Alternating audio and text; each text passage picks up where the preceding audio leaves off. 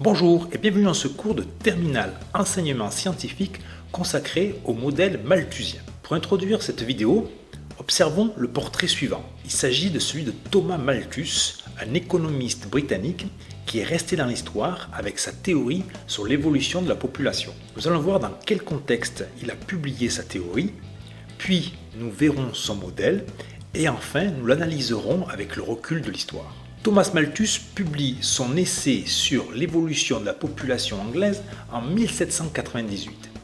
Mais que se passe-t-il à cette époque-là en Grande-Bretagne, en cette fin donc de XVIIIe siècle? En fait, on se trouve en pleine révolution industrielle qui va durer de 1770 à 1830.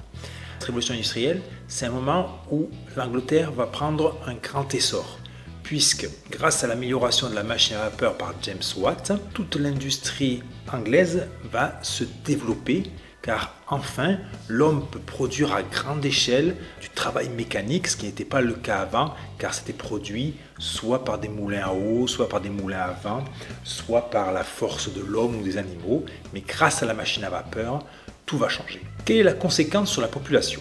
Alors pour comprendre, je vais vous faire apparaître un graphique qui représente le taux de natalité et le taux de mortalité en Grande-Bretagne entre 1750 et 1900. Qu'est-ce que l'on voit ? On voit qu'en fait, ce qu'on appelle l'accroissement naturel, qui est la différence entre le taux de natalité et le taux de mortalité, est positif.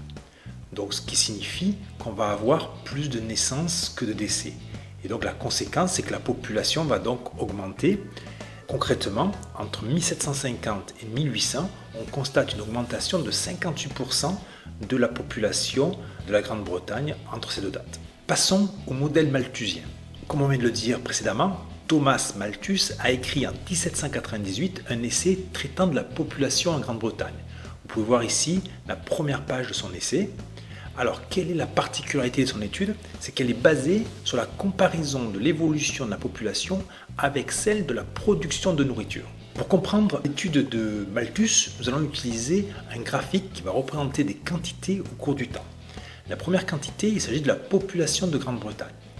Donc Thomas Malthus se rend compte que la population ne croît pas de manière linéaire, mais de manière exponentielle.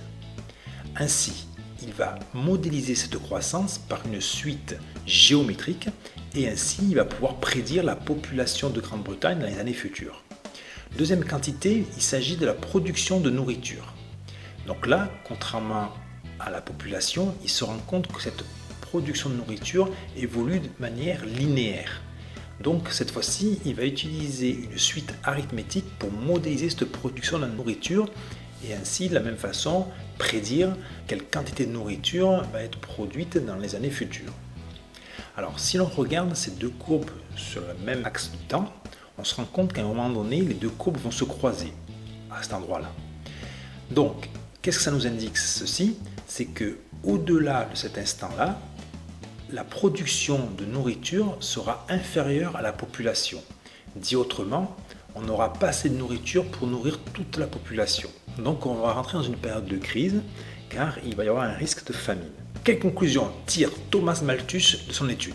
En fait, pour éviter cette crise, pour lui, le seul moyen, c'est d'agir sur l'évolution de la population.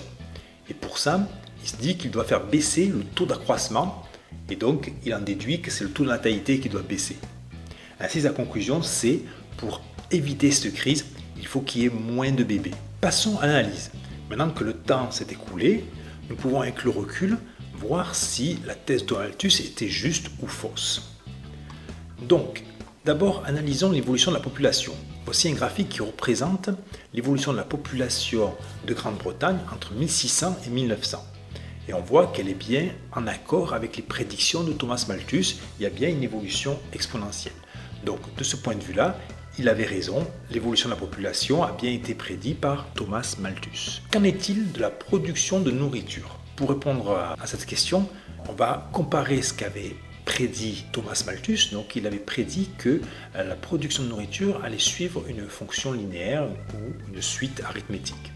Or, avec le recul, on se rend compte qu'en fait, ce n'est pas du tout le cas. Elle a suivi aussi une évolution exponentielle. Donc elle a évolué en fait comme la population. Donc là, la prédiction de Thomas Malthus était fausse. Ce graphique va nous permettre de comprendre pourquoi la production de nourriture a augmenté de manière exponentielle. En fait, il représente ce qu'on appelle le rendement, qui s'exprime en quintaux par hectare. En fait, c'est la quantité de maïs, de blé ou d'orge, en fait la masse de maïs, de blé ou d'orge qu'on produit à l'hectare au cours du temps. Et on voit qu'on n'a pas une augmentation linéaire, mais une augmentation exponentielle.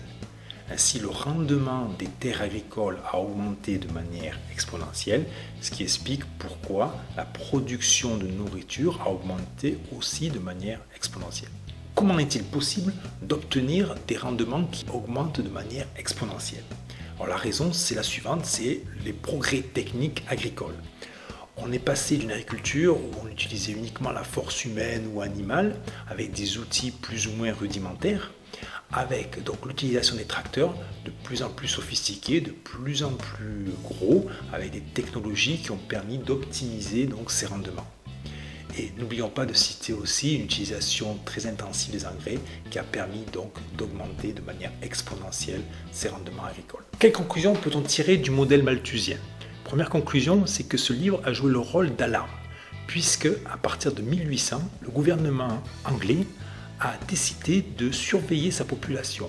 Et donc, il a été mis en place un premier recensement en Grande-Bretagne, ce qu'on appelle le Census Act de 1800. Deuxième conclusion, c'est que, ce que n'avait pas fait Malthus, il faut prendre en compte des progrès techniques dans nos prédictions de production de ressources. Donc la grande conclusion à retenir, c'est que les progrès techniques permettent d'éviter la crise. Je vous remercie pour votre écoute et vous dis à bientôt.